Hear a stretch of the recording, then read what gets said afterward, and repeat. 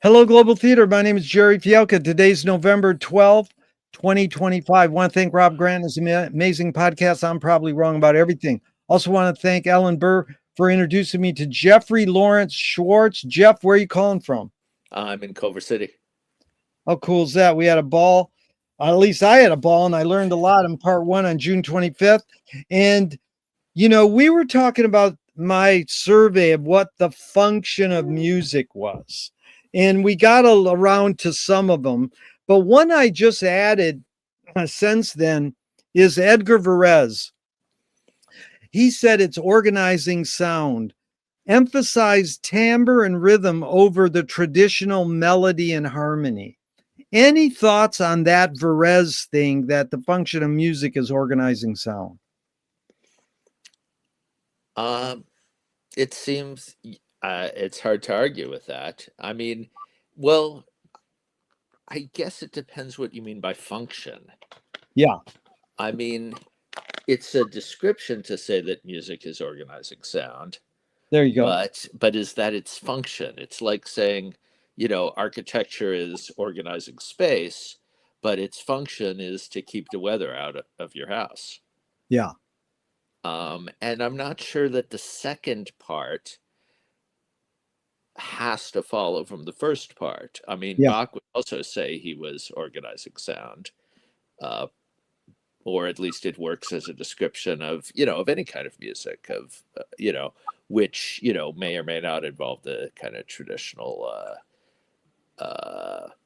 harmony and rhythm that he was trying to get away from. Yeah. Because Frank Zappa in his book describes it well. Again, is this a function or an observation or what? He was in church as a young teenager, and when the choir sang, he noticed that the flames on the candles would move because their air was shifting through the church. And he said, music is air molecule sculptures. So, that's an interesting thing. Is it a function to sculpt the air molecules, or is it an observation that that's what you can do with air molecules? You can sculpt them. So, yeah, it's a forever, I guess my favorite still is there a function of music? And it's no, there is none. There's one moment in our discussion that really got me, and it was Carl Berger. And I'm curious your Carl Berger experience. Did you study with him in Woodstock, or you took classes? Yeah, I did actually. Ellen and I both did. Carl brought the Creative Music Studio back for a little bit, and I went to maybe 3 or 4 of the sessions. They weren't as, I think the 70s sessions would go on for weeks and people would sort of live there. This was all just, sort of a week at a time and not really a long week. Monday and Friday were really travel days. But it was still an incredible opportunity to spend time with Carl and Ingrid, and also with the guest teachers they brought in, who are really some of the most amazing musicians working now, like Henry Threadgill and Tyshawn Sorey and Stephen Bernstein and Don Byron and so many more. I don't want to leave anyone out, but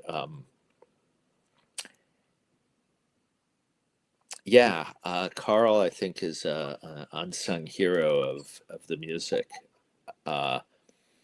Not only did the Creative Music Studio just like bring all of these people together in the 70s and incubate all of these amazing projects, but he's also, once you start looking for him, he's on so many fascinating records. He without, being a big name himself, really, he just sort of is. I mean, he's on. He did arrangements for Jeff Buckley's record. But I was just going to say of all the people, Jeff Buckley, yeah, but also for a bunch of reggae records and all of these you know, European free jazz things, but also Don Cherry and John McLaughlin. I mean, he's a real connector. Yeah. Uh, It's like Horace Tapscott's on a what's the woman who sang in the Mamas and the Papas album? The the one that's dead. Mama He's Cass. Horace Tapscott is on a Mama Cass album. Hmm. But Carl, I looked at his film, his you know, who he played on. It's amazing. And I was wondering, just aside, do you know Matt Demerit? He's been a saxophonist, and he studied Mm-mm. with Paul also. So you know, Fascinating. it's pretty cool how Carl made an impact on us right here in Los Angeles. And here's the line that did you you brought up this word radical acceptance, and I really like that phrase. But then maybe that's through Carl. Here's the quote you gave me: "The parts of your playing you hate the most are the parts that you sound like yourself." Yeah, yeah, that was something he would say all the time. That that really got me.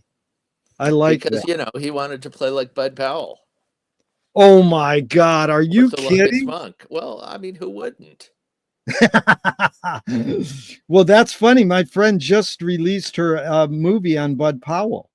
Really? You got it. Bud Lives. Check it out. It'll be out. It's there's screenings in LA occasionally. And then back to I want Is to it stay a on. documentary or a dramatization? It's a documentary. It's called Bud Fascinating. Lives, and it's Okay. pretty amazing who's in it. And my favorite part is Tom Schnabel's in it, and he goes, "Why would anyone ever make a movie about Bud Powell?" I go, "Don't put that in your movie," but it fits. It's her personality studying the best, you know, the most she can. And there's a lot of clips of Bud on YouTube, and she shot a lot of interviews of people, and she sourced the YouTube a lot. But did you see the documentary from 2018 on Carl Berger called Music Mind? Uh, I don't remember if I saw it. I know I think I'm probably in it for a second because Yeah. there were definitely camera crews running around when we were doing the creative music studio. Everything was documented. Um, but I don't know if I ever saw the whole thing. Um, was Well, it good? I haven't seen it. I want to see it. But here's the quote that I ended with saying, "Oh, I want to read you this in part 2 because it reminds me of Carl Berger's quote." And it's a little long. It's Paul Bley. And this was in his New York Times obit. This Paul Bley. "I've spent many years learning how to play as slow as possible, and then many years learning how to play as fast as possible. At the present, I'm trying to spend as many years learning how to play as bad as possible." My solo piano playing is a question in itself. The question is why, and after why comes what, and after what comes when. So it's just like how your thoughts on this, almost saying I'm aspiring to play as bad as possible in regards to that Carl quote as well. You know, anywhere, any way you want to take that. Well, I think I never, you know, met Paul Bley, but my impression is that he was, you know, more interested in being entertaining than honest a lot of the time. Uh, uh, but so Monday night, I played a improvisation show at the Redwood Bar downtown, and one of the bands had a guitar player in it who showed up like falling down drunk, and this seemed like kind of an intentional strategy, right? Like, um, I mean, it didn't just happen, you know. Like he didn't just forget that he had a gig and have, you know, 5 beers too many, you know. So, I mean, that was a great example, I think, of trying to, not play well as a way of accessing your personality. I didn't think it was, necessarily fun to listen to, and is definitely not a behavior that I would encourage. But That's funny. I saw Larry Coryell many times, and I saw him play a slide guitar solo in a bar in Ann Arbor, Michigan. He grabbed the beer, drank the beer, used the beer bottle as a slide, and then kind of fell over. And I told his son, who's an amazing musician, mm-hmm. I told his son that, and he goes, "That's my dad." And then at the end of his life, Larry cleaned up and became, a Buddhist, or, kind of cleaned his act up. But it is phenomenal that you brought that up. There's two directions I wanted to go. And one is Nadia Boulanger kind of saying that, to reemphasize Carl's quote, she told Quincy Jones, "Your music can never be more or less than you are as a human being." What do you think of that one? Well, most of what I know about Nadia Boulanger comes from Philip Glass's memoir, which is a really great book, even if you don't really care about his music that much. I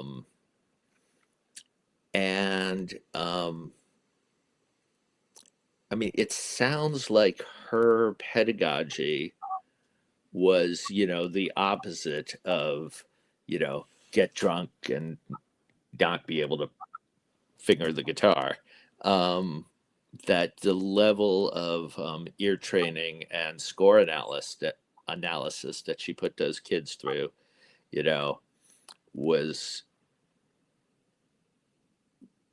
really the opposite approach. It was really an embodiment of the you have to know everything first, that you can't just like look into your soul and be an artist, that you need to be able to transcribe a 4-part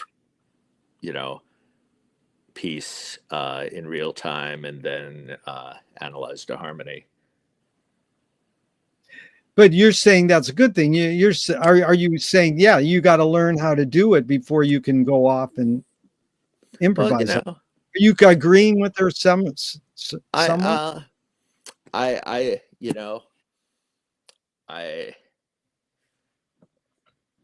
I like John Coltrane. I like the Germs. Yeah.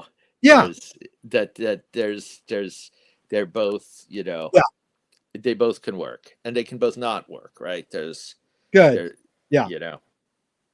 That's the Lounge Lizards heard avant-garde jazz and they go, "We can do this." They're just doing it. And then eventually John Lurie says, "Then I learned how to do it right." And I mean, I learned how to play avant-garde jazz by playing Louie Louie on the piano for 20 years, same song over and over.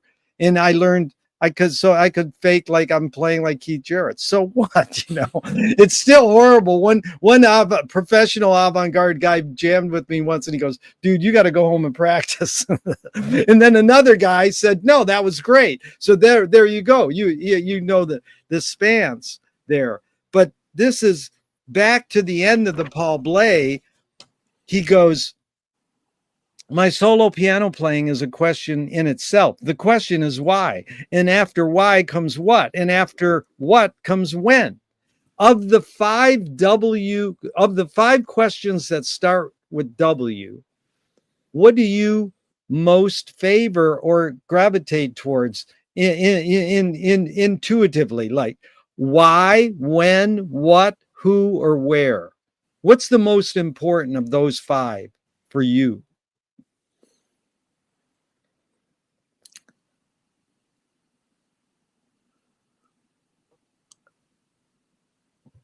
Well, I mean, just practically, right? The first thing is where and when. Like, oh, we have a show Monday night. There you go. Where and when. I like that. we have a show at the Redwood Monday night. Okay, what are we gonna do? Okay, we'll do a trio. Okay, who do you want on drums? But it can work the other way too, right? Yeah, You meet people and you say, "Oh, let's do something together." Okay, let's yeah, find a place to do it. yeah, I don't think there's, in terms of like, living as a musician, I think any sort of order can yeah, come, right? Um, I mean, if you're trying to ask about the sort of essence of music, I don't know, if those, I think same thing. I think those could also be in any sort of sequence or priority. yeah. My When I used to ask that question, I hardly ever ask it. But when I used to ask it, 90% would go, why is the most important of the five? And then my one friend who I really respect said, when? It's like, when is it? So of course it's a stupid question, but this is going to silence now, which we talked about in the green room before we started. What's his name? Miles Davis talks about the space between notes. And then you told me, and I still haven't Googled this, that WC said music is the space between notes. I Is don't that think what? I said that, but But so maybe you that maybe it was you said somebody else. no, you said something. WC said something about space between notes. Anyways, it Really? it. I'll go back and listen. And I forgot to research it. But what we're Yeah, talking that about. doesn't sound WC Fields maybe, but No, the greatest W.C. Fields is he's reading the Bible, and they go, "Dude, why are you reading the Bible?" And he goes, "I'm looking for loopholes." Okay, but basically, it's Monk said silence is the loudest sound in the universe. I'm going to read some quotes about silence from various musicians, but first, the question is, Jeff, how do you know when not to play? How do you know when to incorporate silence in your playing, especially improvising, but say you're composing a piece? yeah, I don't compose, Okay, but so you're but you're improvising. How do you right. know when not to play? Incorporate silence. Um,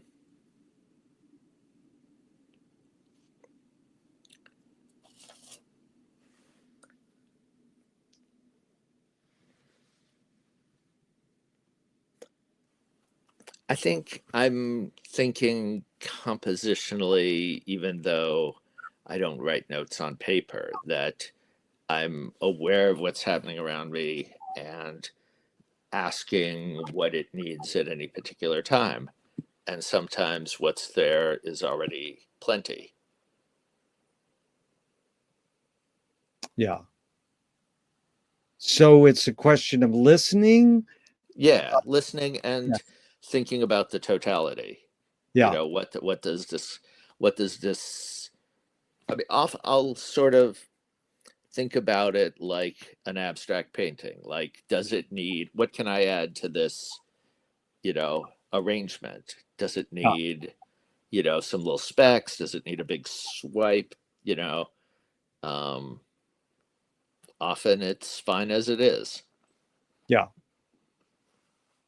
Okay, I just realized my brain went bad. I interviewed this other guy a couple days ago, a musician, and he told me that WC said that music is a space between notes. I have Who to was it? he's a very interesting guy. He's called Classical Nerd. He's got these YouTube videos where he just explores all the I forgot his name. I'll email you a link, but he's very intelligent music guy. And I was just like, wow, that's the line I used that Miles said. But here's a couple other ones. George Clinton said funk is the absence of. And I love Monk saying silence is the loudest sound in the universe. But here's Roscoe Mitchell. Silence is perfect. Any comment?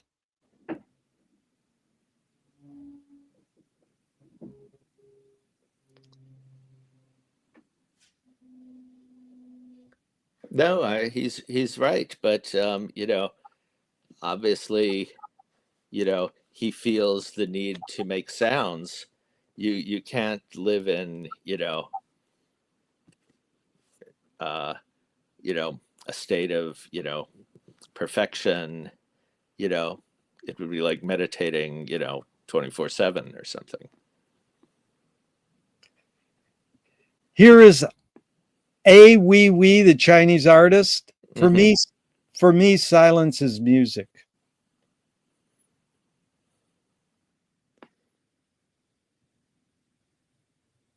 You'd agree with that?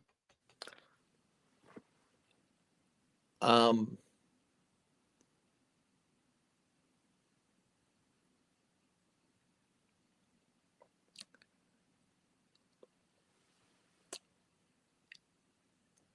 it can be. I mean, I think there's the element of intention, right? Like you were Yeah. talking, you read that thing from Perez about organized sound.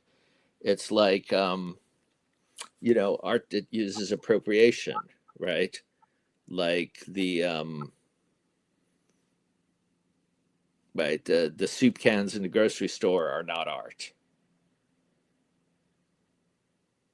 right? But, But but that imagery, or the urinal in a plumbing store is not art, right? It needs to be organized by an artist to be meaningful, and I think I, that's true for the silence as well, yeah, right? that's good. I see Warhol's face on your bookshelf there, and it reminded me of Lily Tomlin's play where she's holding a can of soup and she goes, soup art, soup art. Okay, two more silence quotes. Jeff, thanks. Bob Dylan, experience teaches that silence terrifies the most.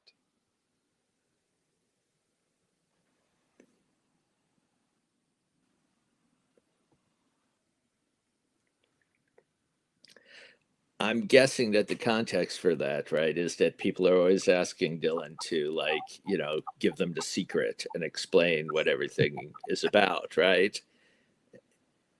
And he goes, are you a poet? And he goes, no, I'm a trapeze artist. Okay, here's the last one. Thomas Carlyle. Speech is of time, silence is of eternity.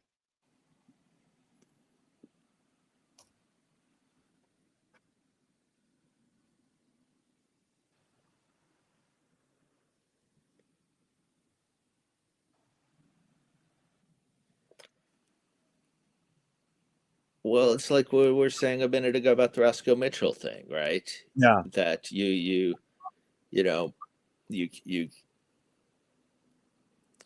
you can't live in the, sort of state of perfect nothingness, forever. Something has to happen.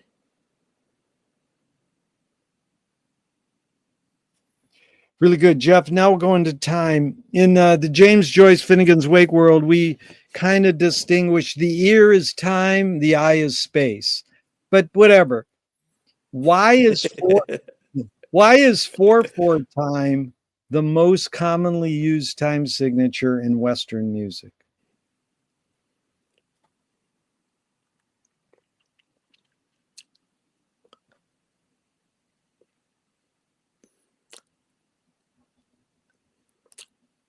I have no idea. I mean, people will say, "Oh, we have two legs," but then you listen to Balkan music, and it doesn't work that way at all.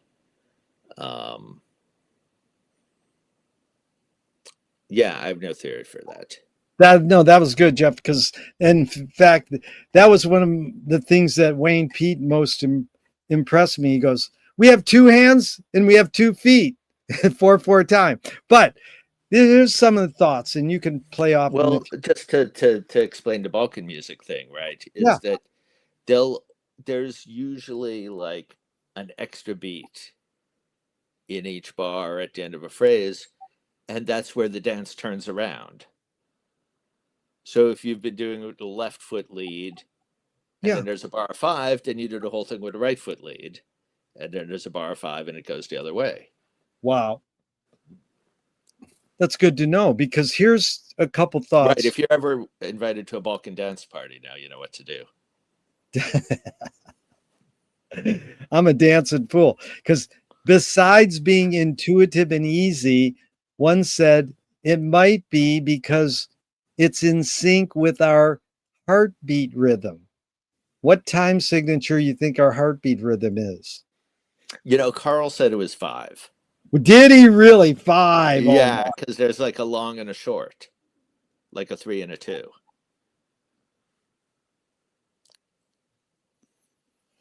and so, that's another, people go, it's not 4/4, it's 6/5/8, or it's 3/4, 3/4, or it's 6/8.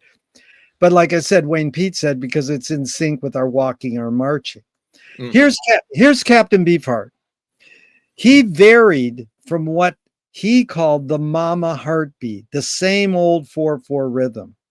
He said it's related to fascism. It's so fixative, so hypnotic, so synthesized.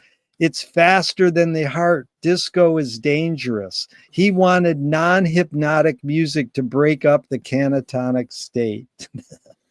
Any thoughts on Don's thoughts on Well, he sounds like Adorno, right? Oh, wow, that's a good observation. So what did Adorno say? Well, I don't have a pithy quote, but he really embraced serial music because the sort of regularity of rhythm or of harmonic resolution was authoritarianism. Yeah. Just like Captain Beefheart said, and he contrasted it to Stravinsky's use of like folk materials, which he thought was kind of reactionary. It was a kind of that kind of modernism which starts like with a clean slate. So you're saying he dissed Stravinsky for ripping off the folk music? Well, not for ripping it off, but for using sort of backwards looking elements in his music instead of creating a completely new vocabulary the way the serialists did. It's in the book Philosophy of Modern Music. I'm giving a bad summary of that book. No, but dude, I much rather humans tell me information instead of doing pithy quotes, because I do pithy quotes too much. And people are like, just put in your own words. That's what I rather hear, Jeff, is you telling me what you got from Adorno, because the next guy might have got something different. I don't know if Beefheart liked Adorno, but he liked Philip Larkin. And the best Beefheart line was they were talking about literature, and he goes, "What do you think of Joyce?" And he goes, "Joyce who?" Okay, so Frank Zappa said it is unnatural to play in 4/4 time because you don't speak in 4/4 time.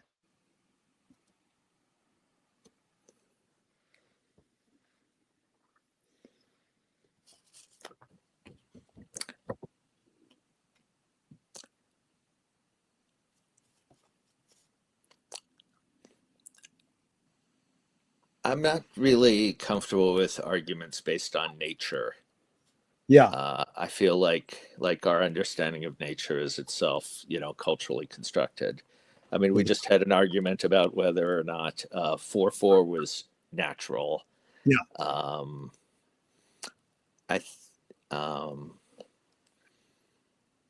I mean, it's not natural to play the guitar. There's a lot. Yeah. And so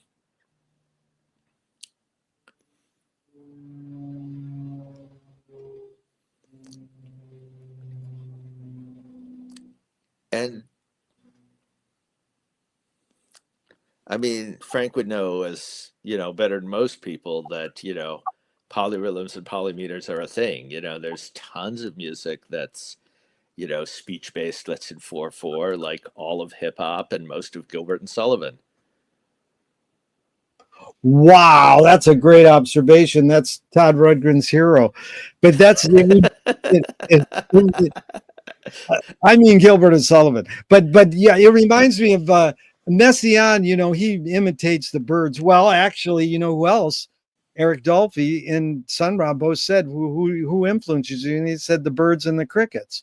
But I like that South American composer. He's looking out his window trying to figure out what to put on the music, and he looked at the edge of the mountains, so he drew the notes like that. And there's a PBS commercial that has the composer sitting there with his music paper, and he looks out the window and he sees the birds land on the telephone wire, and then he writes it down. Okay, Jeff, this is Ben Ratliff. He wrote a book on Bill Frisell, and he wrote, this is what he says: I mean sound as it is long functioned among jazz players as a mystical term of art. As in every musician finally needs a sound, a full and sensible embodiment of their artistic personality, such that it can be heard at best in a single note. So me and you can hear Miles Davis and go, oh, that's Miles, in a couple notes. Ben described it in 2 words: fragile and pointed. Coltrane, slightly undercooked and urgent. If a music writer you really respected was going to summarize Jeff's bass playing as an improv, experimental musician, what 2 words would you go, hey, that person got me? I don't think that I can choose that,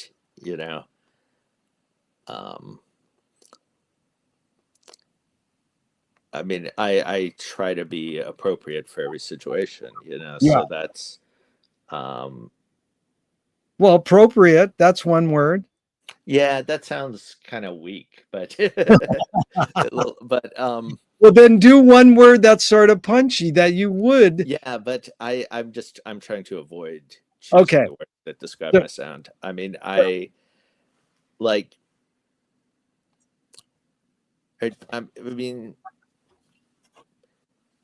like, one of the things that makes Bill Frisell great, right, is that he can play with anybody and he always sounds like himself. Yeah.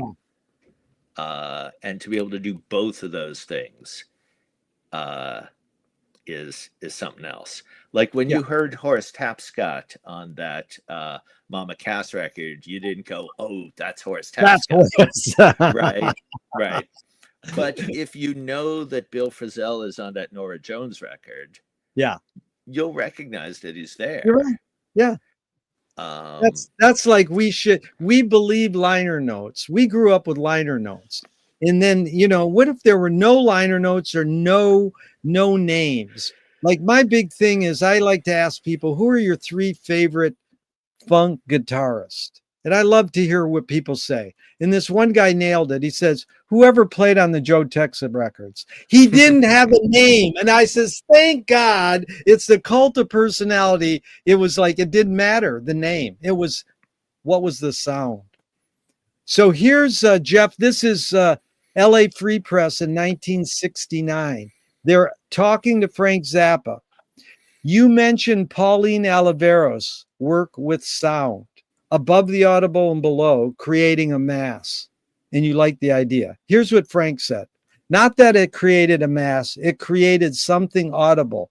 It produced a some indifference tone, which happened to be located within the audible frequency range. By combining something so high you couldn't hear it and something so low you couldn't hear it, it yields something in the middle you could hear. Whether or not you liked what you heard in the middle is another question. The concept's brilliant. Any comments on Frank's thought there, or Pauline Oliveros? This is Frank describing Pauline's music.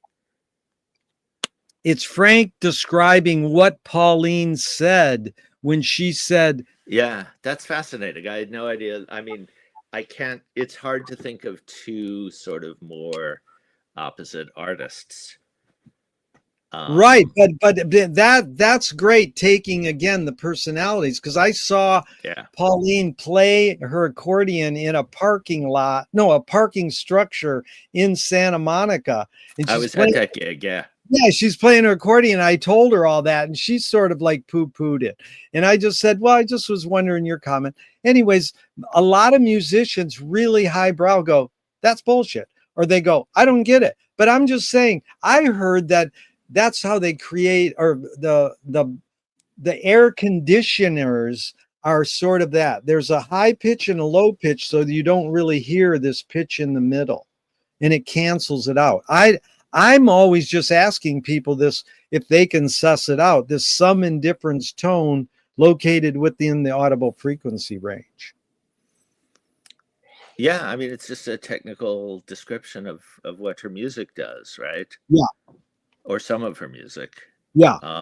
You could probably hear it. I mean, that's like almost everything that Lamont Young has been doing.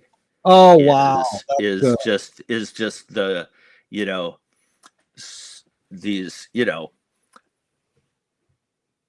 these waves in ratios and points where they cancel each other out and points where they rub up against each other. Yeah. So yeah, I mean, it's not an aesthetic judgment. It's just a technical description of what's happening. Yeah. What do you think the motive of the cave artist was? The cave musicians, the cave dancers? What's your guess or hunch?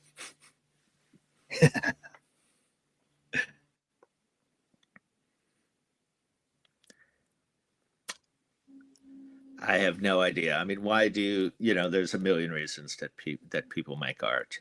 You know.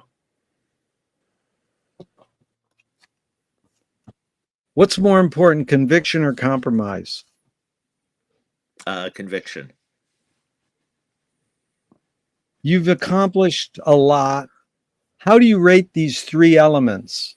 Luck, skill, and ambition. What played the biggest role, second and third?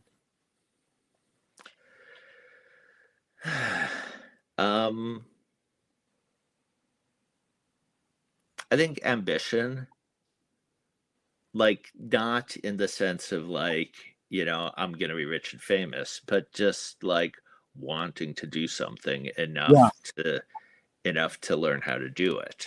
Yeah. That I don't know if we talked about talent the first time we met, but once I started hanging around classical musicians a lot, my understanding of talent really changed. That people think talent means that you just, you know, pick up an instrument and start shredding, right? Yeah. But I think that it's more accurate to say that it's having sort of the focus to practice for 6 hours a day, every day of your life. There you go. Beautiful. Yeah, was the word you said wanting to do it is compulsion a word applicable to that? Or I didn't say compulsion, but you can. Yeah, okay.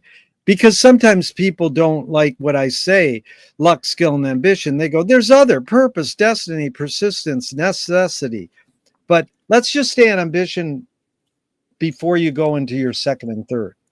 The question, I got a lot of my questions from someone you probably know or read her, was Christine McKenna. I started reading her interviews in the LA Weekly years ago. Right, yeah. You know, and I mean, she interviewed everybody, Herzog and Captain Beefheart and everybody. And I just started using her questions. And that was the first two questions I used of her was conviction and compromise. And she worded it, is ambition based more on fear or joy? Your observations in general with humans, is ambition based more on fear or joy?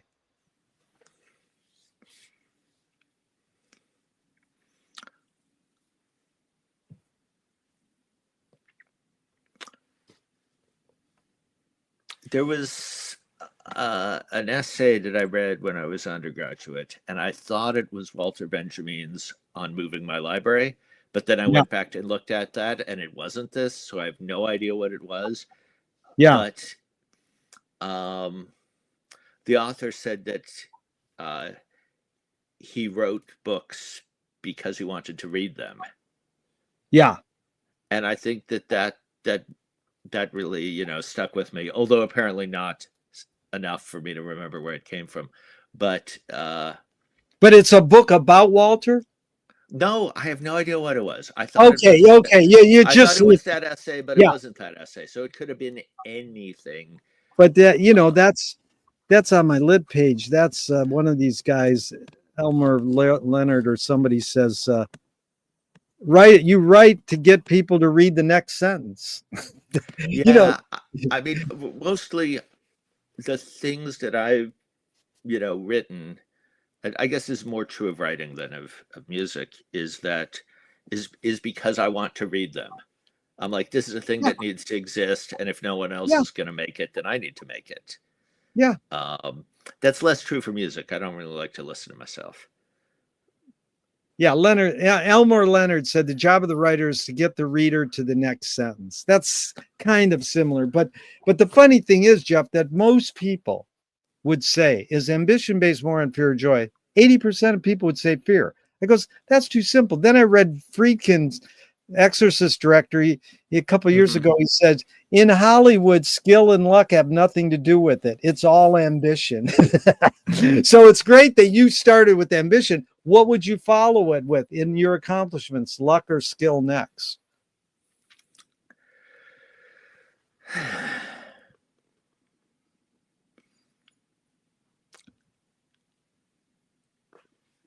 Well, I mean, I think skill is a product of ambition. If Yeah. you'll let me redefine ambition as, the determination to get good. Good. Okay. Um, and then I don't know about luck. I think, you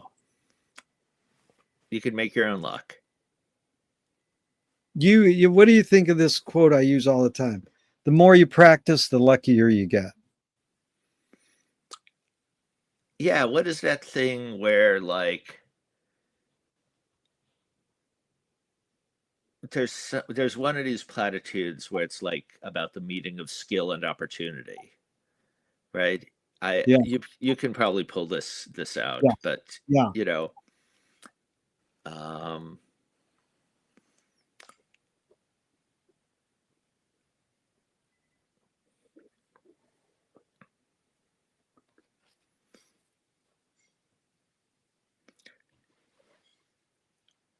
I mean, I don't want to discount, the amount of like, luck that I had to be born, like, Yeah, in a kind of social situation that allowed me to be a weirdo, yeah, um, and to, still have like, a home and food and stuff. yeah, But I don't think it's really, that's pretty far like upstream from whatever success I've had as like a writer or artist, yeah, like you don't just happen to be in the right place at the right time. You have to get yourself in that place and be ready. yeah. T.S. Eliot said poetry's outing your inner dialogue. What language is your inner dialogue in?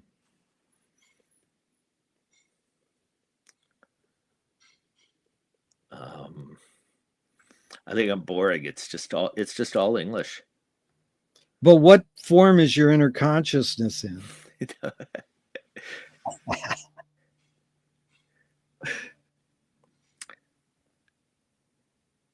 I don't know. I don't feel like I really do that.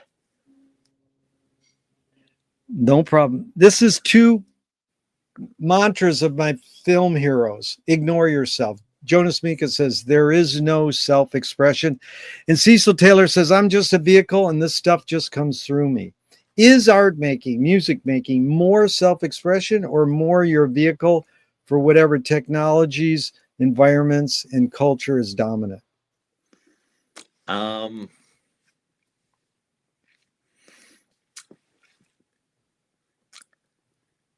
I think um,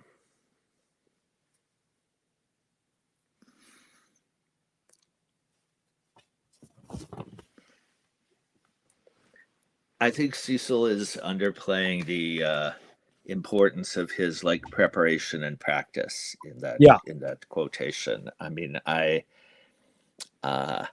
I have an article coming out. There's going to be a book on Cecil, contributions by a bunch of people, sometime next year. I don't know the press yet, but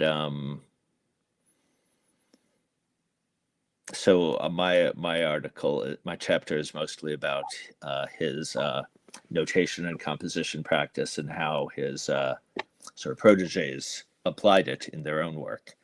And so I've actually been thinking, quite a bit. And it's, he really composed. Yeah. Oh, I mean, yeah. he he would have pages and pages of these sort of pitch cells.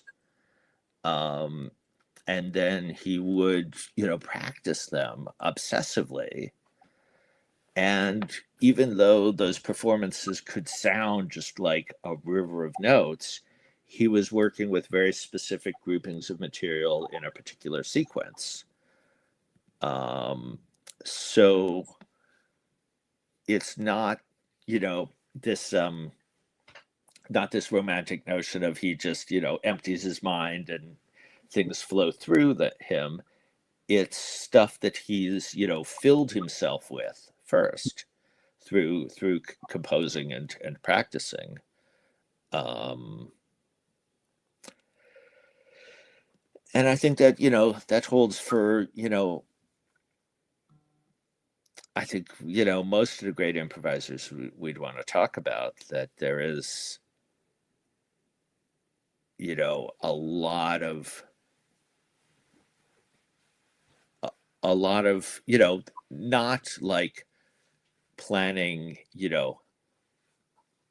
not pre-composing a solo the way, someone in a pop band might. Yeah. But building your vocabulary and your facility with that vocabulary so you can speak it, when the time comes. That's Eric Clapton said, "Where'd you get Layla?" He says, "I slowed an Albert King lick down." I says, "Okay." I mean, it's evident these guys learned how to play black blues guys and turn it up real loud. All the power to them. But, so what? Okay, so that was good. But I'm curious, can art making, music making be egoless?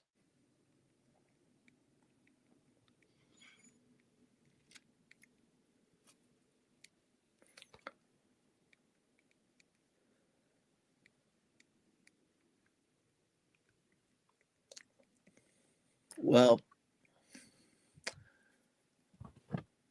I mean, in the sense of like, if you want to stand in front of people and have them look at you, there's probably some level of ego involved. But to be, a successful member of an ensemble, you have to know when to step up and when to step back, when to let other people, have the spotlight, and also what's best for the music, to think about the entirety of what's happening and what your place is in it.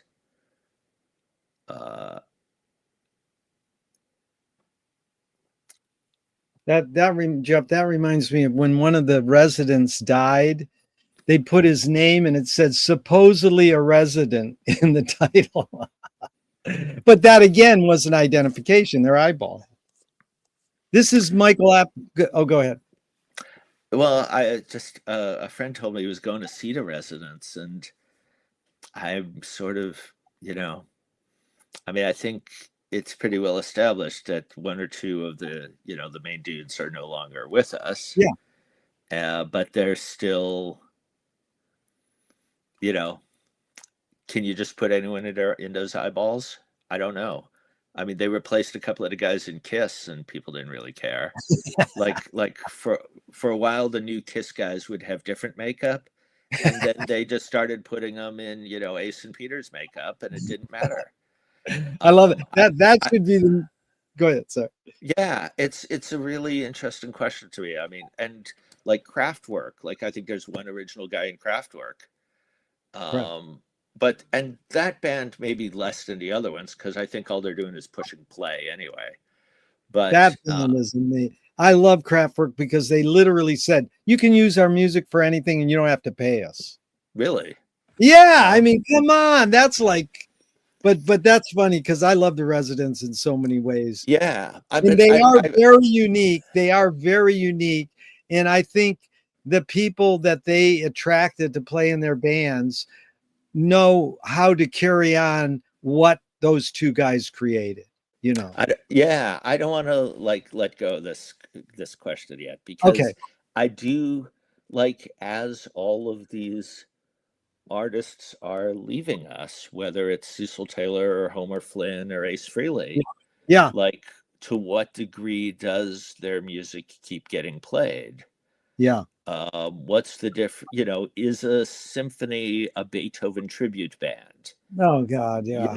Is the like is five nerds playing King Crimson songs, you know, different than four nerds and Robert Fripp playing King Crimson songs?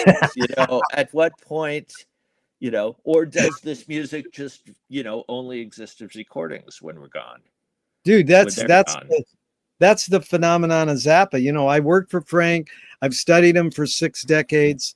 He put out 60 albums in 30 years. They've released over 100 since he died. And I Hmm. love when the comment says, Frank would have never put this out. Look at all the power to him. People want to study it. I don't want to. I don't want that idea. I have enough in my life with 60 albums in 30 years. Not like John Zorn saying, I only like Frank's first 3 records. So go ahead, Seth. And that's another case. There have been, of course, those terrible legal battles over who gets to perform his music. Well, that was obsessed lawyer stupid shit, but it's it all boils down to lawyer budget. But in the long run, is I saw the Zappa band play at Baked Potato. It was amazing. I've seen Stinkfoot Orchestra, a 14-piece orchestra, play Zappa several times in LA, and they're amazing. So it's all the power to them. I can handle that, but I don't like the re-release stuff. I don't like when they take Live Evil by Miles and put out all 6 hours. I only want what Tio Macero edited down. That's what I want. And I hit a button once on YouTube and it played. And I goes, I freaked out because I know what, but this is an interesting phenomenon where we've gotten, Jeff. Michael Apted, I asked him 40 years ago at Vidiots, why do rock video editors feel so obliged to edit fast? Most people don't know Abel Gance invented rapid montage in 1922, but it flourished in the 80s with MTV to the point where Marty Scorsese says, I cut my films faster because of MTV. Michael Apted said, because we've learned to take in information faster. The question is asked with a bias. Can we literally learn to take in information faster, or are we just brainwashed to believe we can?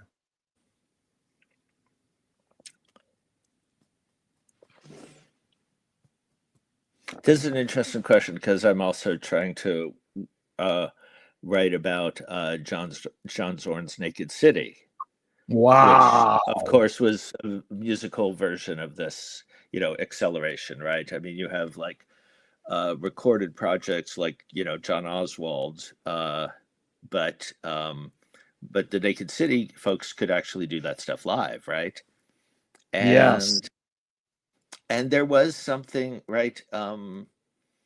What the I think it really, it's obviously connected to those kind of fashionable postmodernist writers like Baudrillard and Paul Virilio, right? The idea of speed as an end in itself, right? That you listen to a piece like Speed Freaks from Torture Garden, right? And it's just enough of a musical phrase for you to recognize what style it is or what the reference is, and then it's the next one. So it's not like he's able to say anything about Buck Owens or Steve Reich or Slayer or whatever the reference is, but just enough to sort of excite you that you got it, and maybe a little bit faster than you can get it. Um, and there's definitely something really pleasurable about that. And but I don't know if that's something that is like a 90s phenomenon, or if it's just that they had the technology to execute it then. I mean, there is, I feel like there is like, 60s underground film that's cut, faster than we can assimilate. Oh yeah. Uh, Yeah, and experimental. Yeah. yeah, and so I don't think people's brains got necessarily faster from the 60s to the 90s, right? But it does, people talk a lot about channel surfing as a Yeah. metaphor for Naked City's music. And, in the 60s, you didn't have a remote and you only had 5 channels, right? Yeah. Um, Amazing, Jeff. so I don't know, right? I mean, we could talk about, like, right? We could talk about McLuhan and James Joyce, right? Your guys in this context, right? Oh yeah. But it's Uh, also well, but Zappa that's has a not, but that's not time sensitive, right? You can read those texts as slowly as you want to and you stop have and a go and look choice. things up. You have a choice. But now, unless you don't know, I have this button on my YouTube where I can do the playback speed faster. And I ask my friends, do you do that? And they're like, no. And I'm like, dang, when I'm reviewing these YouTube, I mean my podcasts, I kick it up a couple speeds. And I know it's kicked up, but it's just I'm doing an assignment and I can deal with it. But the real hidden A joke at the library was that when Obama's audiobook came out, everyone was listening to it on double speed double speed. But because of those big pauses he would take. yeah.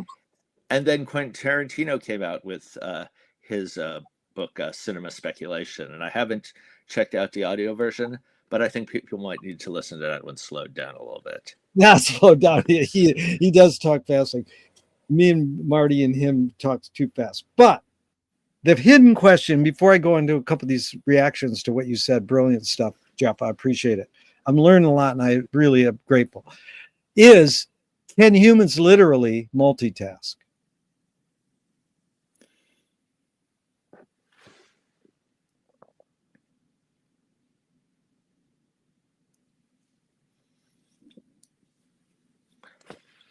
Well, can I cook dinner while I'm watching your video?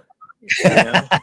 Well, yeah. I mean, people always give me the one. Yeah, you can breathe and write at the same time. But, anyways, in general, what I'm saying, the big picture, can yeah, I guess that you answered it. We can. Okay. Now, you know what Frank Zappa did in the 60s? He did Speed Freak Boogie. So he played a blues song and he put his guitar solo over sped up. So it sounds like he's, shredding, but he's really not. It's the speed of the tape. What's the difference with that and pitch control? So all the people who complain about pitch control, same thing. I mean, supposedly the Eagles sang at the Sphere in Vegas and they pitch control their voices live on stage. Like, oh, that's the end of music. But you mentioned, I wasn't sure the group, Speed Freaks Torture Garden. Which one is the Yeah, title? it's a Speed Freaks is the song, Torture Garden is the album. It's John Zorn Naked City.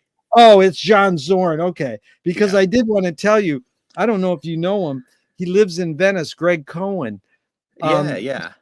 Do you know I know who he is. We've never met, but I've seen Okay, his well, stuff. we hired him for a gig recently. He's going to be on my Hmm. podcast in a Oh, couple great. weeks. He's an intriguing guy. I mean, Yeah, I, I'm sure. I just want to tell you off the bat. I says you played with everybody. Waits for 20 years. I says who's the person who had the most impact on you? Playing. He goes Ornette Coleman. I said who's next? He said John Zorn, 33 albums. And then, it's Waits, Randy Newman, Elvis Costello. But actually, the second one was Alan Watts. He played music behind Alan Watts, which is like, I didn't even know it. So this is your what you've done with your Jeffness in all your years, because you are also a political activist, you're a essayist, and you play music. You've had all this. Tell me one element that stayed the same and one element that's changed in your overall Jeffness. Oh, geez. I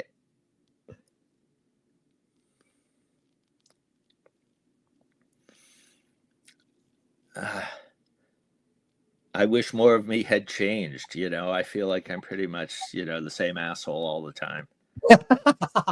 I don't know if that word's needed, but anyways, but is there some sort of theme in your thinking, in your skills that you've noticed has changed in your observations of the human condition, in your music playing, in any of that, one that stayed the same and one that's changed in any aspect? You put it in the Well,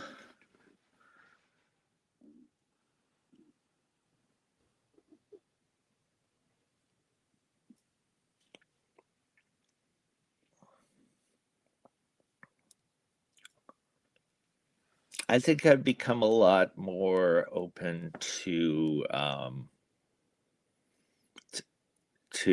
input and advice and so on. That as I've kind of existed as a writer, I've come to appreciate editing more and more.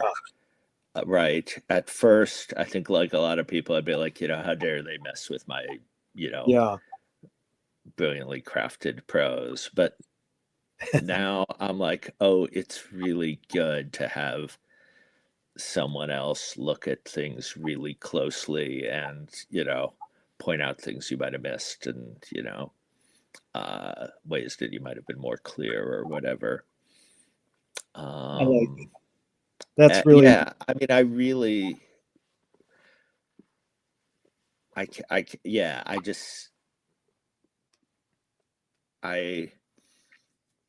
didn't really have that for my first book just because of the nature of the press and the arrangement and everything.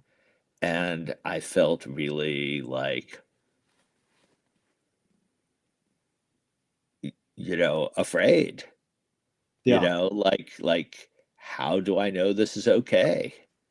And my second book, which came out with a slightly less prestigious press, they really gave me a lot of good input. And there were a couple of parts where I just sort of, tied a sentence into a knot because there were a lot of lists and sub lists, and I just have somebody catch that and be like, dude, clean this yeah up. yeah Was really, really valuable. I like that. I need that myself, and And it's hard. I could say the same thing about music too. Yeah. I don't know if we talked about this in the first meeting, but when I started playing the string bass, I already played like the guitar and the electric bass, and I was like, I could just play this thing. It's E, A, D, and G, right? It's the same strings and same patterns, just a little bit bigger. And that worked for a few years, and then eventually I got in situations where I had to play more in tune or have like a bowed sound that could fit in with a string section.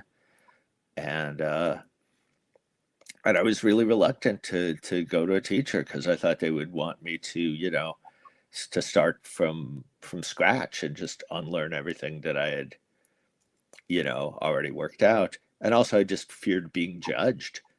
But eventually I did it, and I did have to do those things, and it's really good that I did them. So I think both of those, experiences, right? Being able to, um, to take input, to take advice, to get, you know, lessons in editing and, um, you know, it's been incredibly helpful. So that's something It's that's been yeah a big that's big part of growth as a writer and a musician. yeah and that's boils down to a great word. To be a great musician, you have to be able to listen. So you listen to the the editor and you listen to your teachers. But the follow-up is sort of the similar question. Moshe Feldenkrais works with healing and movement. He says it's literally possible to identify a weakness and incorporate it to become a strength rather than we're normally taught to overcome a weakness. Tell me a weakness you turned into a strength.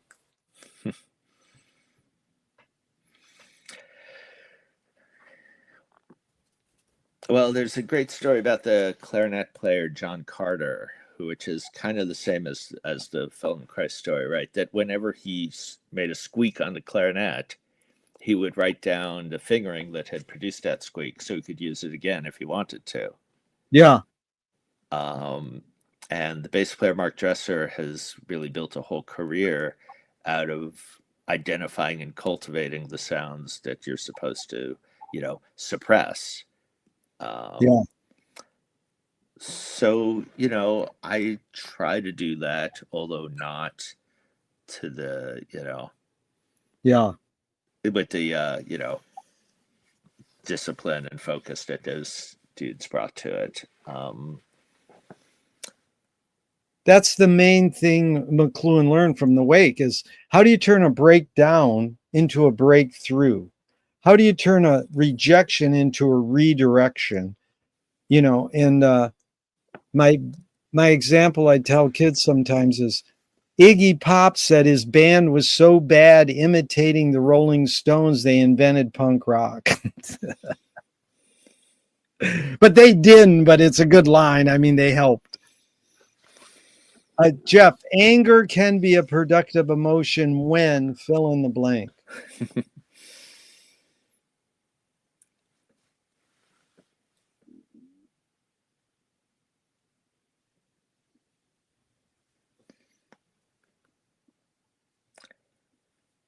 Well, I mean,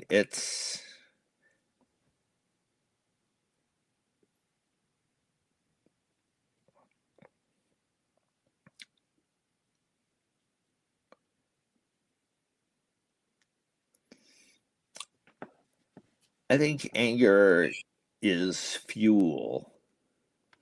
Yeah. Right. But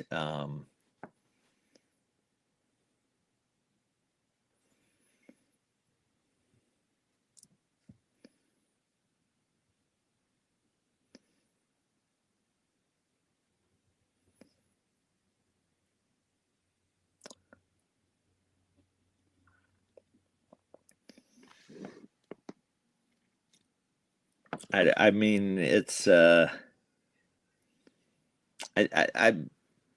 just to make this very personal, right? Uh, it's always a good situation for me to sort of have to start with, and this is really more in politics than in music, right? To start with something that's like an angry reaction, and then to run it past people who I respect and trust and shape it into something useful. Really good. I could tell a more specific and involved story if you want. The LA County Democratic Party gives out an annual Franklin and Eleanor Roosevelt Award to men and a woman in each assembly district. And this year they gave it to a conservative Culver City Council member who had been a Democrat for about a year, right? So I'm like, it's Democrat of the year, not Democrat for a year.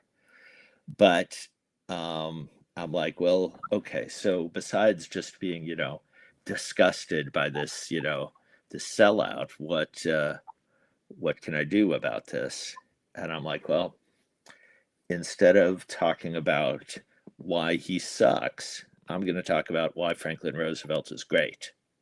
Yes, very So good. that's what I did. So I went to the city council meeting and gave used my 90 seconds of public comment to talk about Roosevelt's 1944 State of the Union address when he talked about the Economic Bill of Rights, which is basically the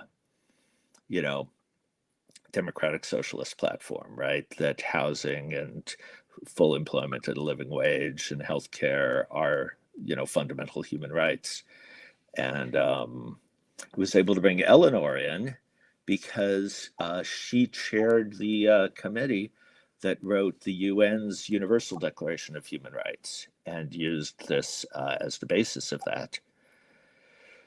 So I saw a guy a friend who had been at that same city council meeting about a week ago, and he's like, dude, you roasted him. And I'm like, I didn't say anything about him. I just said stuff about Franklin Roosevelt, and you filled in the rest. It's beautiful. So but my initial response was, I'm gonna build a bomb. Yeah. So it went through, with talking to my wife and a couple of friends. I'm like, okay, here's how this can so I'm not just like, Grandpa Simpson yelling at a cloud or something, right? Or like that other story you told me when the guy did something assholey and then he came up to you and go, hi, Jeff. And you're like, I wanted this guy to die. And the beauty, Jeff, of that story was that your friend got it. It was, he understood. So your mission was accomplished, Yeah. Yeah, And much better than if I had just gone in there and, exactly. just yelled at him. Yeah. Subtlety and nuance work sometimes, but just well thought out strategies work too. And it's only subtlety. It's only subtle by comparison to the initial response, which was, violence. Well, Billy Wilder nailed it. He says, make the subtleties obvious. Okay, Utah Phillips says, anarchy is making rules for yourself and not other people. Who's entitled to make the rules?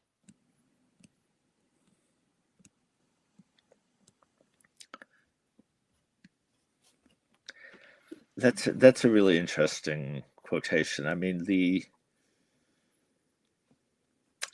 I mean, from what I know of anarchism, I would, rephrase it to say that it's rules freely chosen.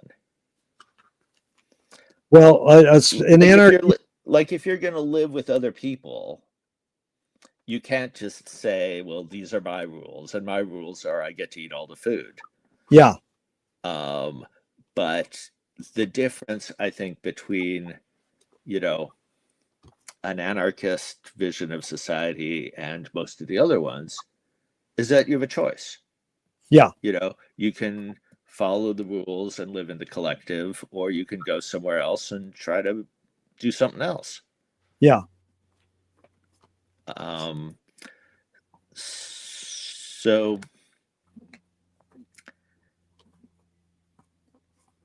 I mean, what was well, the wording's bad. First of all, an anarchist specialist told me it's not bullshit, but he says he doesn't really have it. I'm just asking, if I say who should make the rules, who makes the rules? I say who's entitled to make the rules. It's a difficult verb to struggle with what I'm trying to say, because the follow-up question might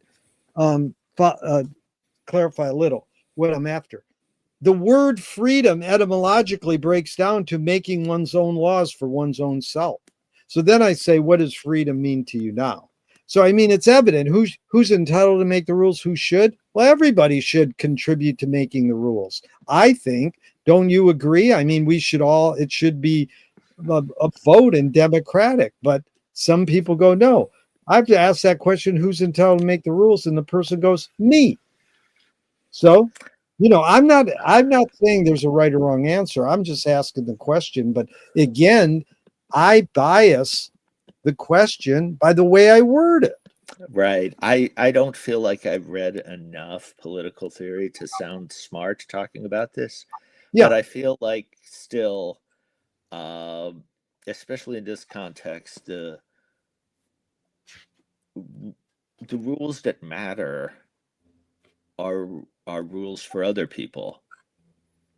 Like, I can decide that I'm going to drive safely, but that's not going to help if no one else makes that decision, right? So those rules need to apply to everybody so I don't get run over. Exactly. Well, Uh, that's I, I mean, the kind of rules you make for yourself, like, oh, I'm gonna, only eat 2 cookies, or I'm gonna try to practice at least an hour a day, or whatever. right. Those are not as consequential as the speed limit or something. But what does freedom mean to you now? Especially knowing if that's what the etymologically it means. It doesn't mean that's what we think, but etymologically it means making one's laws for one's own self. What does freedom mean to you now?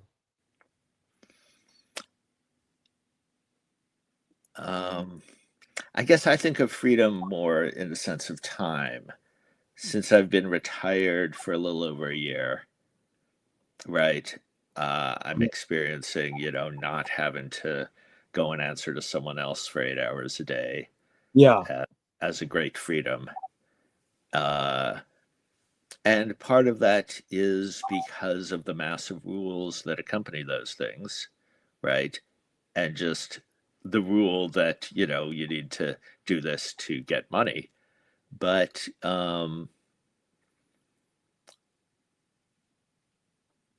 really, I think it's the time, right? Like, we only have so much time, and the fact that more of it belongs to me now makes me feel much freer. Beautiful. You anticipated this, Jeff. What's the difference between rights and responsibilities?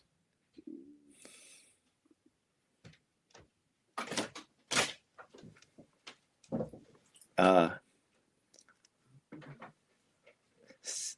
Sorry, the responsibilities are visiting. Uh,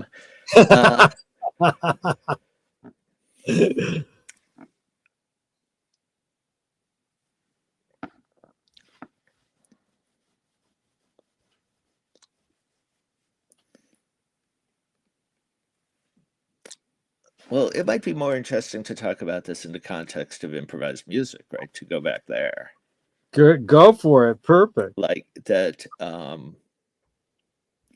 right? That it's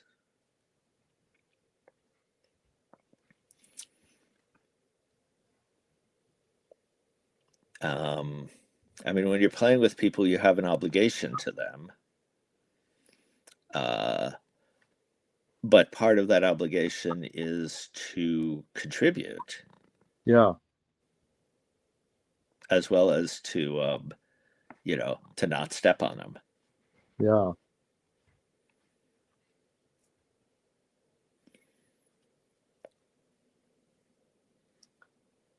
What's the difference between rebellion and revolution?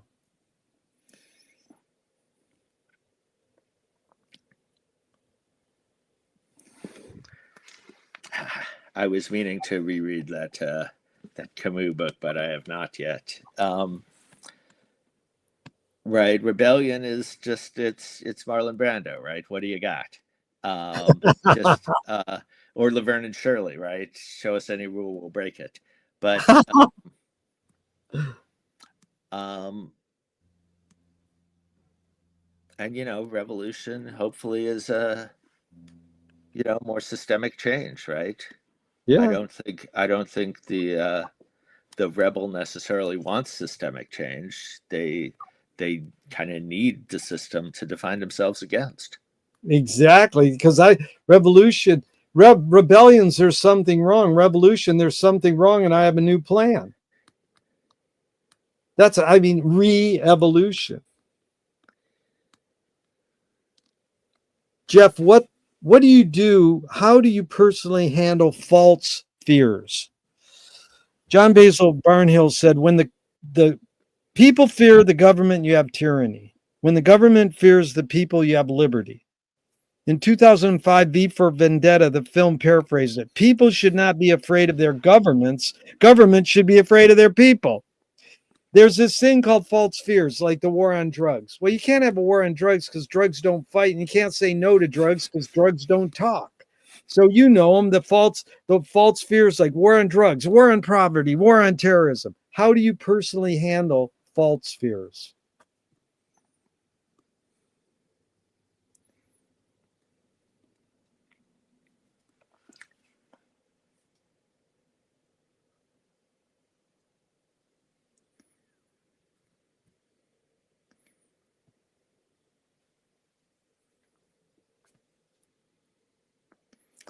Yeah, I'm not sure I understand that question. I mean, it's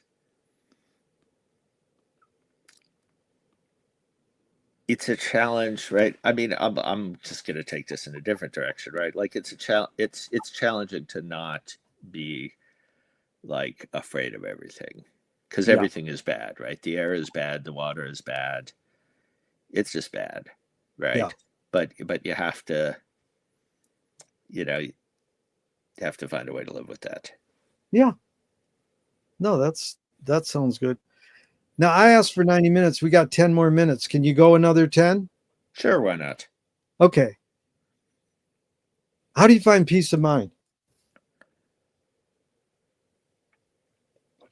Um,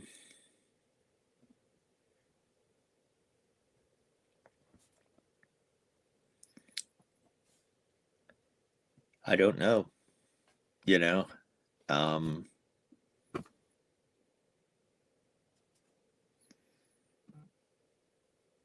I mean, I try to like, sort of control my media input. Um, I don't, really look at the trolls. I know a lot of people are like, "Oh, I want to watch Fox, so I know what the other side's thinking," but I know what they're thinking. Yeah. I don't need to spend more time with that input. And I also try to take in as much like political stuff as text. Um, Good. I feel like it's a little bit more, time consuming and emotionally intense to listen to people talking about that stuff. If it's in print or words on the screen, I can skim it a little bit more. I don't need to Yep. experience it kind of in a real time. You know, the only exception to that is like comedians, right? Like Yeah. like I can listen to Seth Meyers or whoever and not get pissed off. Yeah. Uh, and I mean, I'll also say exceptions. I love the LA podcast with Mike Bonin and Alyssa Walker and yeah, that. But most of the political stuff, I just if I could read it and have it over with in a few seconds instead of listening to it, then that's much better. Smart move, Jeff. Okay, these are 5 Alan Watts questions off the top of your head in just a couple words. 1, who started it all?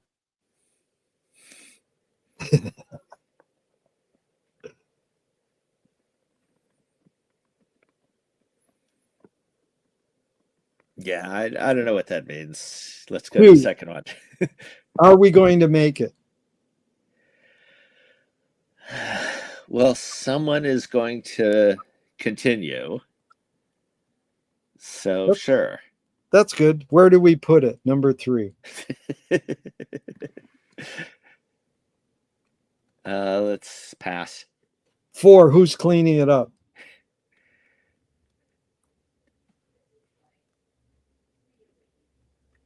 Our descendants. 5, is it serious? Oh yeah, everything's serious. If you were walking down the street today and you met yourself as a 12-year-old, what would you say to your 12-year-old self? Oh, that's a good question.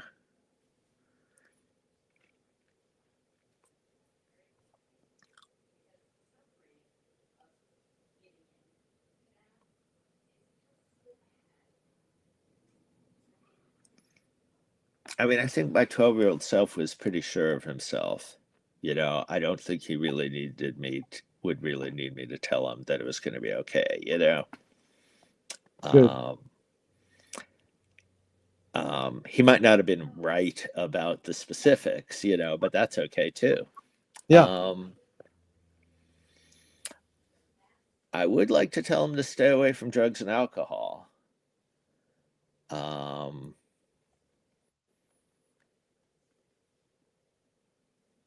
that would have been about the right time to tell him to. What's a cultural shift you see developing today that inspires you? Uh, I see a lot more politically active people in their 20s, um, and in high school. Uh, when I was, especially in high school, there was no political energy at all in sort of the mid to late 80s. We just assumed Reagan was going to blow up the world and there was nothing we could do about it. So I'm really, just so heartened to see the amount of like youth political organizing that's happening now. We went to the Venice No Kings March. We thought 40 people would show up. 4,000 people showed up at Abbot Kinney in Venice. It was unbelievable. I couldn't believe it. It was so inspiring. And then Prop 50 passes, and then, the mayor of New York. It's like, is there hope? Yeah, Anyways, and also that's just not a question. Your thought. Thinking about big picture stuff too. Even though things, it may look like it's turning back a little bit now, the amount of progress that you know lesbian and gay and queer and transgendered people have made has been phenomenal. Exactly. When I was in high school, there was nobody who was out, not Yeah. even the drama teacher. And when they had the 100th anniversary of Culver City Parade a few years ago, there were high school teachers marching with rainbow flags. Yeah. So, Yep. I think of, a lot of my friends who, went through a lot of pain back then that they wouldn't Yep. have now. Yep. What's a question that remains unresolved for you?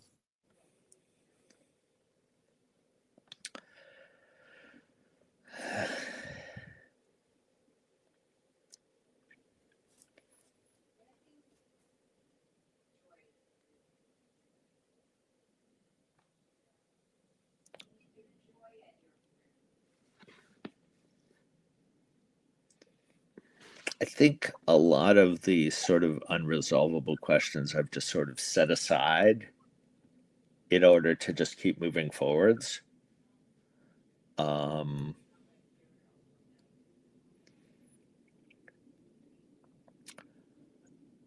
I do think the question of the appeal of fascism is, extremely relevant. And I don't feel like a lot of progress has been made on that since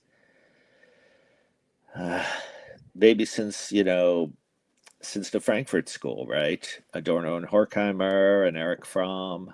There have been a few developments since then, like Klaus Stevelite's books, but I don't think, you know,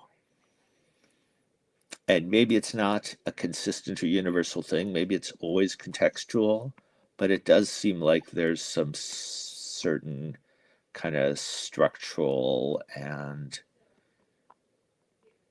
um, sort of socially structural needs and also just personal emotional needs that draw folks to fascism.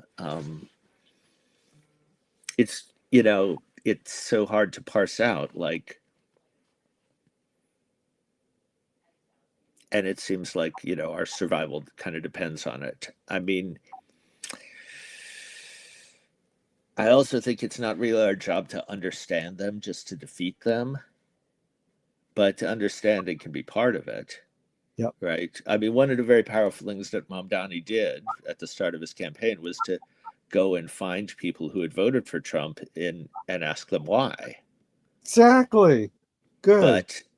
But a lot of those people, if you ask them why, they'll come back with some shit that's hateful or insane.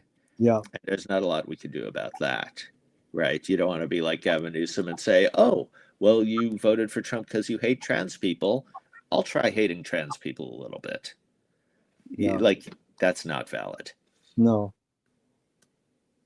And that's raising the question, what is the fascism's appeal? It gets me because I can't understand why these mercenary ICE dudes sign up for this. Now people go, they need a job, or they're frustrated football players out of high school or whatever. But I can't imagine them turning on their own like they do in such a horrible way. Like, isn't any of them going to turn and go, wait a minute? And that whole thing with cops, they won't squeal on each other. And so it's like, I'm just waiting. Can't some of them stand up and go, this is wrong what we're doing? My aspirations, my hopes are a little too. So Jeff, you've really engaged in books and writing, reference library, and music. Let's just summarize that part, books, writing. How has that shaped your behavior, and how has music shaped your behavior?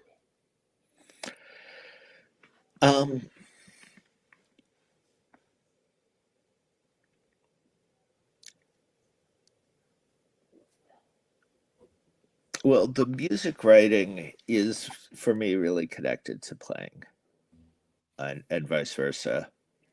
That if I'm drawn to some music and I want to understand it, then it's like, well, what can I get from listening to Cecil Taylor that I could use? Right. So part of that is to understand what Cecil's doing, to see if I can get together with some folks and channel a version of that, and then to digest it until it sounds like me, and no one is going to say, oh, you're copying some Cecil Taylor business there. So that's right. I mean, it's like, you go to a restaurant and you have something amazing and you're like, wow, is that amazing? Oh, there was some cardamom in it. And then you go home and you try to make it. And then, maybe you get really good at that and you write a cookbook. Right. So that's kind of how that fits together. Right. The political writing was a little bit more of an organic development. That when I became president of Culver City Democratic Club, one of the responsibilities I inherited was to write a president's message every month for the newsletter. And those were originally what the presidents before me had done. They were just like a couple hundred words. And, maybe just like, oh, here's a terrible thing that Trump did. Here's the rally. And we have some new t-shirts. Send me $20, But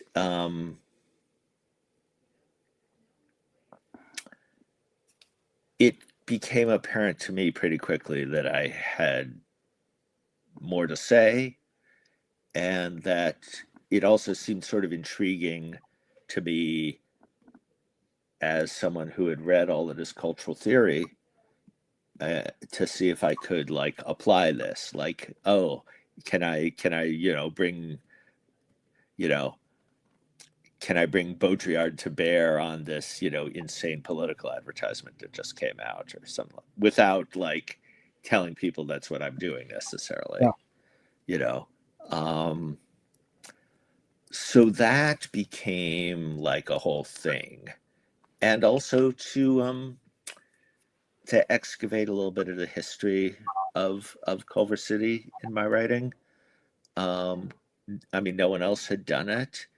And there's so many great writers who've done that sort of thing for LA. Mike Davis and Joan Didion and Jonathan Gold, and also Rebecca Solnit, who you mentioned. She has that great book, Hollow City, about gentrification in San Francisco. And then also, as I'm doing this, Heather Cox Richardson is becoming a star. Oh And yeah. the way that she's able to use her deep knowledge of 19th century American history in particular to create a context for what's happening now. I'm like, oh, I could do a little version of that. It's good. So things don't make. I mean, it's hard to understand stuff without history. So I wrote a big essay about in 1993, Culver City hired one of the cops who had beaten up Rodney King after he was fired by LAPD.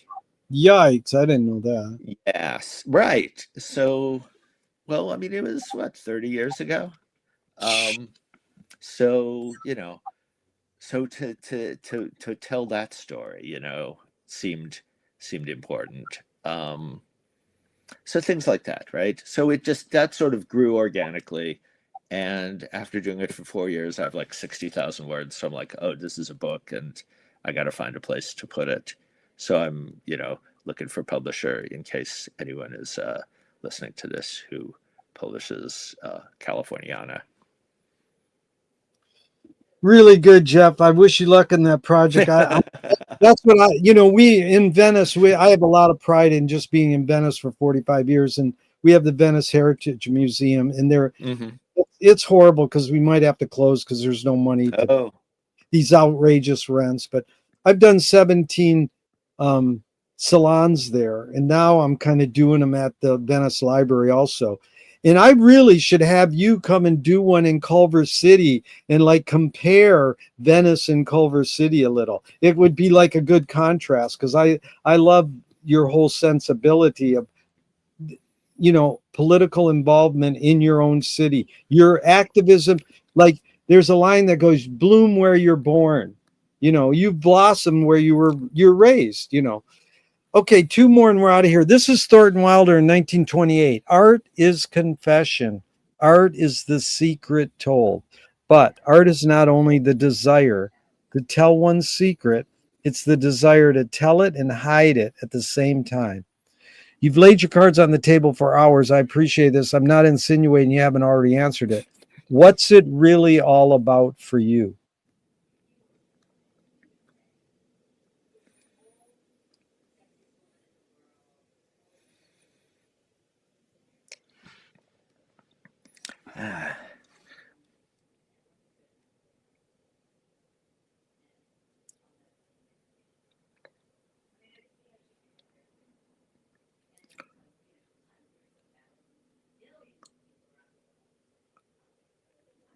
Yeah, I don't have an answer for that. I think, like I said before, I mean, you used the word compulsion, and I think that's right. I mean, I think you just do these things because they emerge and you have to do them.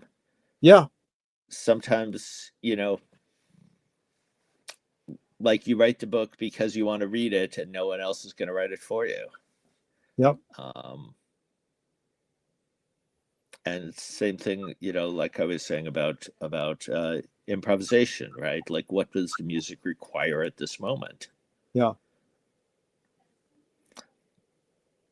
That's Bruce Conner, the great experimental filmmaker, said the same thing. I didn't see anyone making this kind of film, so I made it.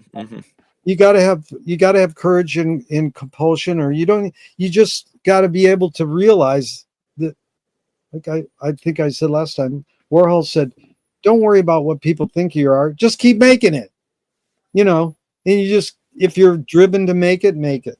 What gives you? That's extremely uncharacteristic because like this is just all about him obsessing about like, oh, do they like me? Oh, do they like me? Are they gonna buy the portrait? Oh, I think they don't like me. I know, but the thing about all my quotes are they're pulled out of context, and I realize sometimes it's better not to say who said it, because I know I get in trouble with some of these people. They're like, if that person said that, I would never believe it. So anyways, I just like the idea that you can make art, you can be compulsive or obsessed with anything and not have too much of this like David James calls it commodity cinema or commodity Right. No, it's culture. fascinating to think of also about Warhol, like seeing himself Yeah, as a kind of like macho individualist, like yeah, I'm gonna make it and I don't care what they think. Like he's yeah, like Will de Kooning, when really he's the opposite of that. When he's like making multiple pictures of yeah. the Shah of Iran because he thinks that he'll get paid really well for them. He's definitely a complex character. I've watched almost Yeah. every doc on him, and that last doc was amazing because it was The supposed about all his gay lovers, and it was basically one of the best docs ever because the guy had like yeah, $80 billion to make films for Netflix, and he got the best people, and he made a good film. So yeah, he's that was brilliant. And yeah, they used it's one of the few like really sort of interesting uses of AI because they somehow yeah, processed the narrator's voice to make him yeah, sound more like Warhol, which yeah. I wanted to mention to you. I don't know if you know this phenomenon. Maybe if not, you should Google it. But apparently, there's a blight of AI generated fake Alan Watts lectures. Oh wow. Yeah, Yeah, it's a phenomenon, and I've heard probably the best thing on KPFK. They said AI is in its early stages, and it's our job to raise it well. So it's not going to go away. We've had various versions of it from day one. When we invented language, you know. Anyways, the last question, Jeff, has this really been fun? What gives you the most optimism? hmm.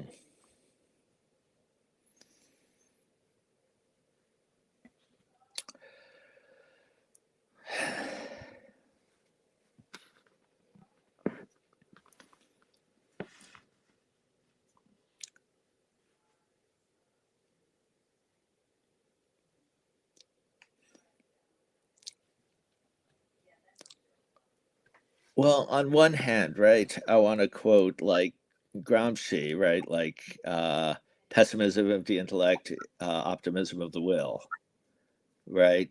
That you just have to kind of generate it yourself and, will yourself to keep moving forwards, even when the evidence doesn't support that. Yeah. But more practically, right, is just,